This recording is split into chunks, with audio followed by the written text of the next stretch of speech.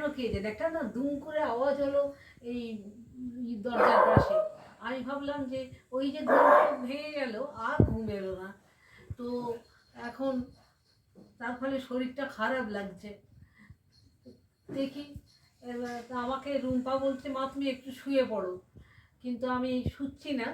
ভাবছি দৈনন্দিন যে কাজগুলো আছে সেগুলো করে ফেলি, চান টান ইত্যাদি, তারপর দেখা যাবে। তারপরে দেখ না, এখনো জানলা খুলিনি,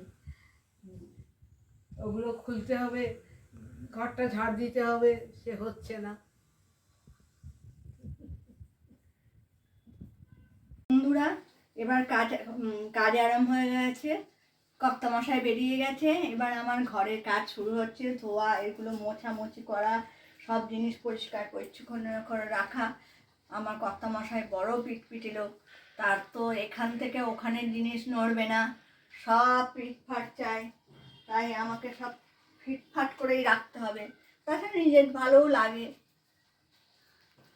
আর আমার ছোট বোন লেগে গেছে পুজোর কাজে। মা লক্ষ্মী, আজকে বৃহস্পতিবার, আমাদের বাড়ির পুজোটা, লক্ষ্মী পুজোটা খুব ভালোভাবে আমরা মা লক্ষ্মীকে ডাকি আর মানি। ও লেগে গেছে। হ্যালো বন্ধুরা, এবার আমি ছোট বউ ঠাকুরের কাজে লেগে পড়লাম।